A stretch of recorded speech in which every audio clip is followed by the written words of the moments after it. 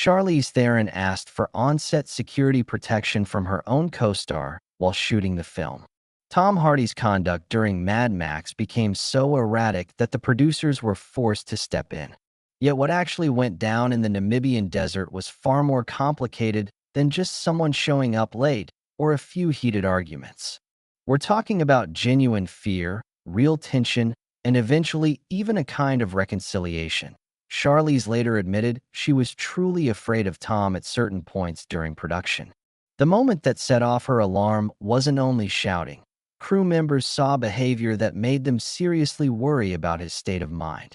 The full story of their conflict is darker and more layered than Hollywood has ever fully acknowledged. Charlize Theron was born on August 7, 1975, in Benoni, a small mining town just outside Johannesburg. From the very beginning, her life felt rooted in the harsh South African earth. Her parents, Gerda and Charles, owned a successful road construction company that ranked as the third biggest in the country, but they still lived a rugged farm existence where nothing was handed to you. As an only child, Charlize grew up on a huge piece of land surrounded by horses, cattle, and daily chores. By the time she was 5, she was already pitching in with farm work, and by 10 she could handle a tractor like it was second nature. The property served as both home and company headquarters, so she was exposed to adult responsibilities and problems long before most kids her age.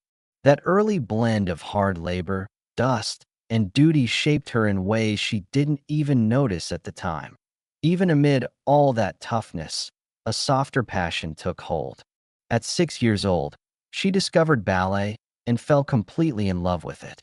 She attended Pootfontein Primary School, a modest public school with no frills, but her mother was determined to nurture her daughter's talent. Gerda drove her to dance classes, sometimes long distances away. Charlize devoured whatever dance videos the tiny local rental shop had, usually no more than 20 tapes, and watched them on repeat until every movement was burned into her muscle memory.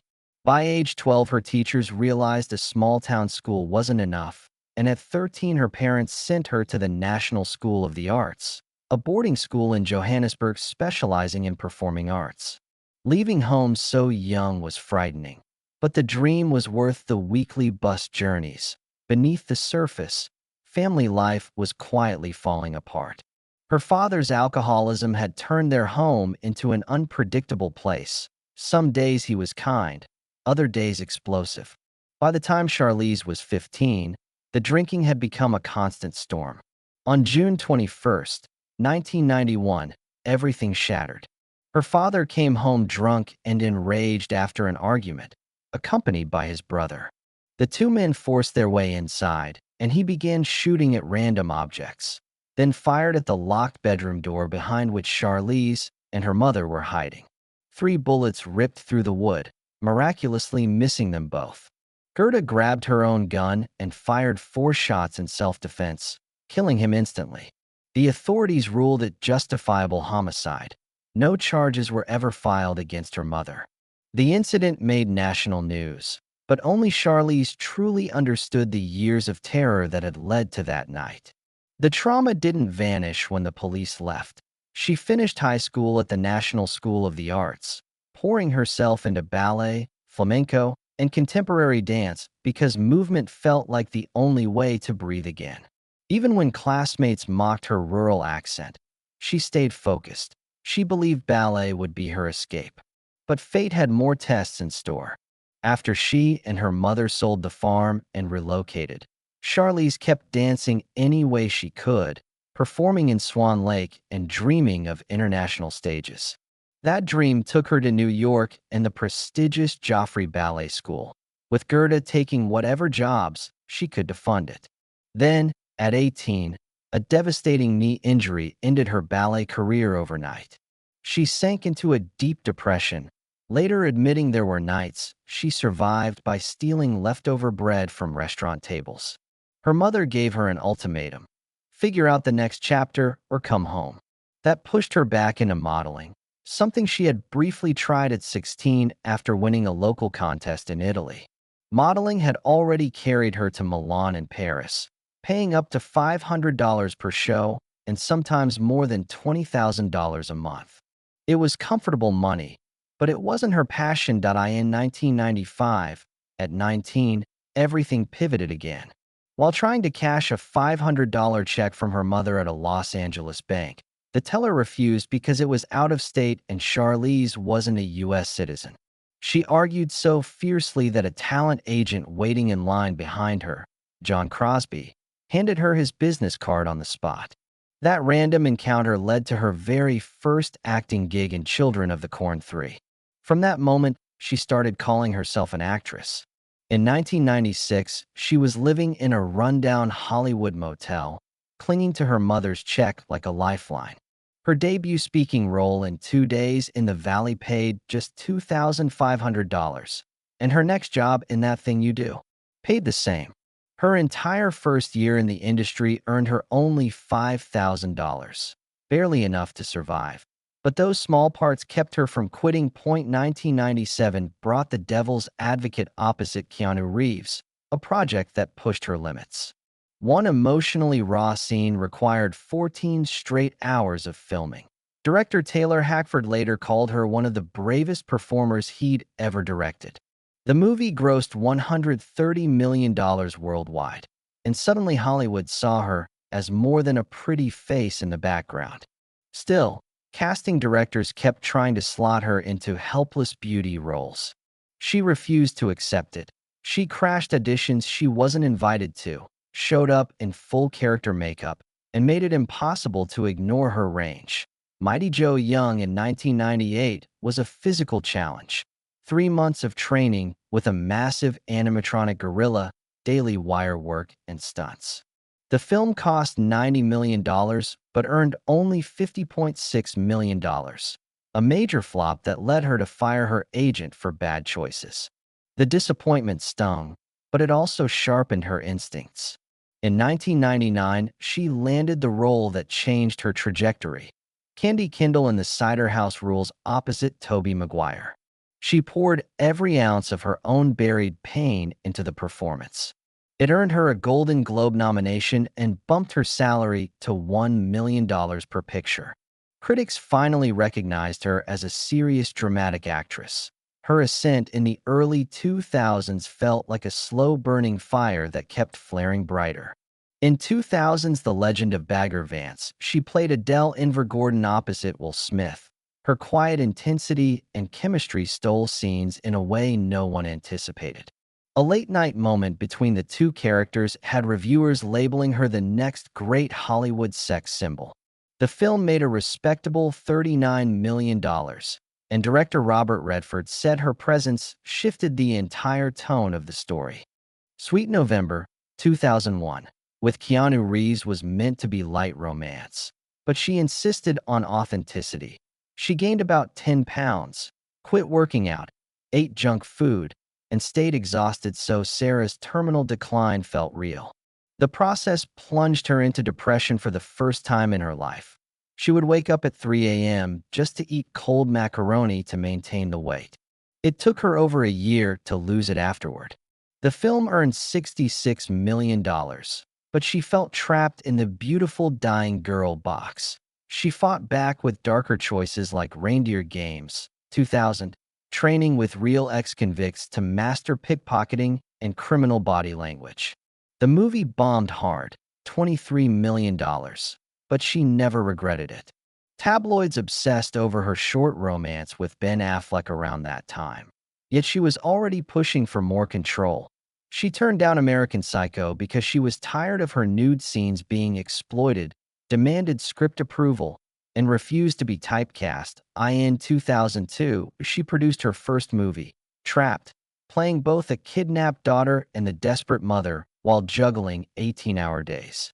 It made only $2 million, but the experience taught her how to run a set and trust her gut. Then came Monster in 2003, the role that rewrote her career. She gained 30 pounds, shaved her eyebrows, wore dentures, altered her voice, and stayed in character off-camera for months.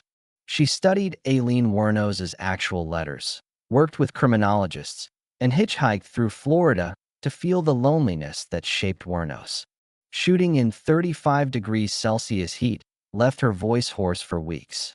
The finished film stunned the world.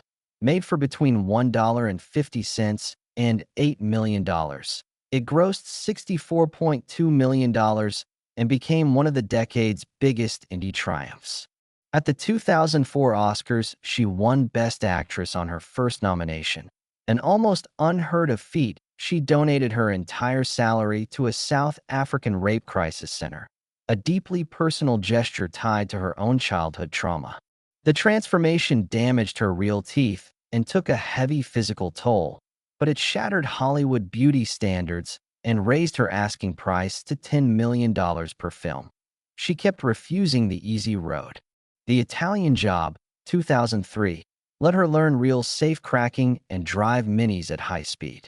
North Country, 2005, saw her gain 15 pounds and wear prosthetic bruises to portray the real-life minor who fought workplace sexual harassment all the way to a landmark legal victory. The performance earned another Oscar nod.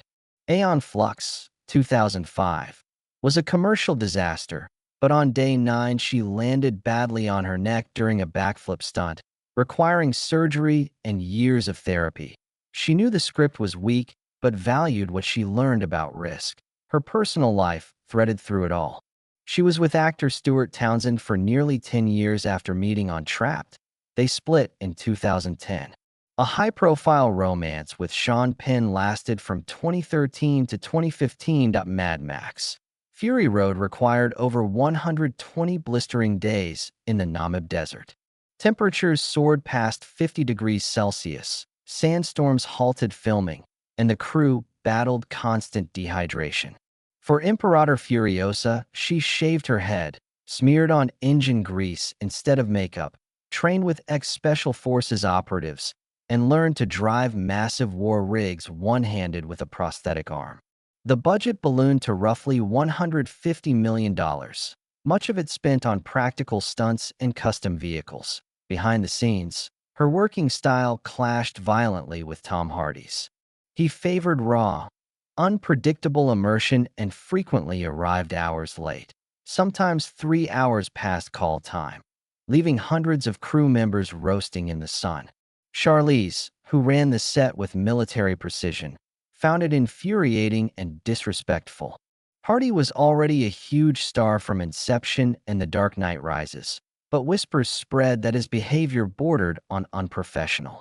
One morning in 2014, after another 3-hour delay, Charlize exploded in front of everyone, cursing him out and demanding he be fined. Witnesses described his response as aggressively intense. She later said she felt genuinely threatened. From that day forward, they barely spoke off camera. She requested a female producer stay on set as a buffer and safety measure, but the request was denied. Crew members quietly worried about Hardy's volatility. Still, they finished the movie. The tension eased slightly during the emotional Green Place scenes where their characters had to connect, but Charlize maintained strict boundaries until the very last days of shooting. When Fury Road finally premiered, the chaos transformed into cinematic lightning. $380 million worldwide, 6 Oscars, and universal acclaim for Charlize's Furiosa as the soul of the film. She continued proving women could headline massive action franchises. Atomic Blonde, 2017, which she also produced, saw her train 4 months in Krav Maga and crack teeth doing her own fights. The Old Guard, 2020, on Netflix became one of the platform's biggest launches, reaching nearly 87 million households while she was in her mid-40s. Off-screen, she launched the Charlize Theron Africa Outreach Project, CTOP, in 2007, focusing on HIV prevention and youth empowerment in Southern Africa. By 2023, it had raised millions, funded mobile clinics, built computer labs, and trained thousands of peer educators. During the pandemic, she and CTOP pledged $1 million through the Together for Her initiative, half specifically for domestic violence shelters, a cause close to her heart given her childhood In recent years, both she and Tom Hardy have spoken more openly about the Fury Road experience. She has admitted she was scared and could have handled some moments better. He has called his behavior immature and apologized. What once looked like pure scandal now feels more like two intense artists pushed to their limits learning hard lessons. She adopted her daughters Jackson, 2012, and August, 2015, and has fiercely protected their privacy, especially after Jackson came out as transgender. She joined the Fast and Furious franchise as Cypher in 2023, reportedly earning $20 million, and served as producer on 2024's Furiosa, a Mad Max saga. At 50, through her company Denver and Delilah Productions, she mentors new talent, especially female directors, and greenlights tough, meaningful projects. When old Fury Road stories resurface, she brushes them off as ancient history and keeps looking forward.